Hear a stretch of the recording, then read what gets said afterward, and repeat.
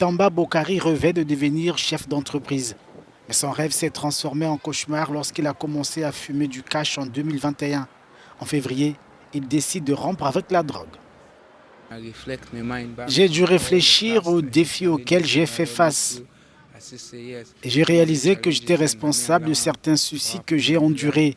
J'ai également pensé au côté positif, tout en réalisant qu'il y avait une meilleure marge de progression pour moi. Afin de rattraper le temps perdu, je me suis rendu compte aussi qu'il n'est jamais trop tard dans la vie. Massa aussi a souffert des effets dévastateurs du cash. Elle est actuellement en phase de sévrage. J'ai supplié les autorités et le gouvernement de m'aider à entamer une cure de désintoxication afin de purifier mon organisme.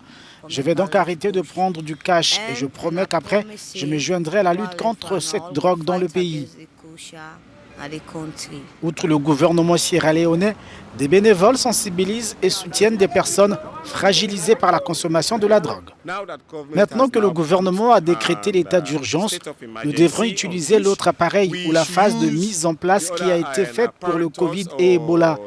Nous pouvons utiliser les centres communautaires, les structures de santé et psychosociales, ainsi que des centres d'autonomisation des communautés.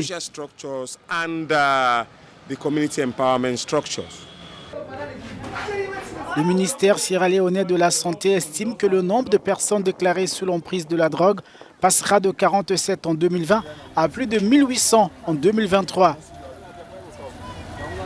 La consommation du cash entraîne de nombreuses blessures physiques, tandis que sur le plan psychologique, il y a une dépendance qui s'installe. Le patient devient dépendant de la substance jusqu'à ce qu'il ne puisse plus rien faire sans en avoir consommé. Dès le matin, il doit s'assurer qu'il se ravitaille en cash et ensuite, au cours de la journée, il continue à en consommer. Les Sierra-Léonais espèrent qu'avec les efforts collectifs, il y a de l'espoir pour un avenir sans drogue. Après la déclaration de l'urgence nationale en matière de drogue, Sierra Leone demande l'interruption des chaînes d'approvisionnement.